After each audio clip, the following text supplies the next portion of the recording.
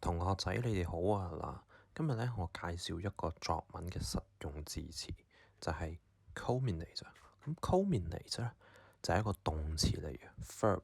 咁佢嘅意思咧係講緊以某一啲嘢告終，又或者係講緊咧導致一個結果，又或者事情。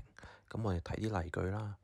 咁譬如咧，我哋可以話 Lily's unwise financial decisions culminated in loss of her family's money，即係話 Lily 嘅一啲唔明智嘅財務決定咧，就造成咗佢屋企嘅錢嘅損失。咁我哋亦都可以話咧，A series of talks culminated in the historical peace deal，亦即係話咧。一連串嘅一啲和談咧，就最後就係以呢個歷史性嘅和平協議咧，就告終。咁我再講下其他嘅一啲生字咯。咁譬如我哋咧，咁相信 cause 大家就平時見得多噶啦。咁其實我哋有時唔用 cause，我哋可以用 result in 啦。頭先講過嘅 culminate in 啦，lead to 啦。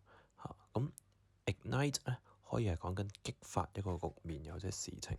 咁除咗用 ignite 咧，我哋可以用 arouse 啦，又或者係 feel 嘅嚇。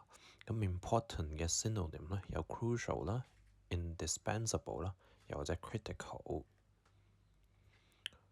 咁我哋又睇下，譬如有時我哋作文，如果我哋想講一啲關於健康嘅議題嘅時候咧，我哋可以接觸到呢一系列嘅字詞嘅。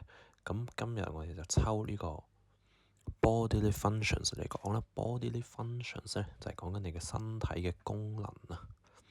咁 competitive sports 咧就係講緊一啲競技性嘅運動，譬如話係tennis 啊，又或者可能係我哋有時會喺互聯網見到嘅一啲賽艇，即係 rowing 咁樣啦嚇。好啦，暫時係咁多先。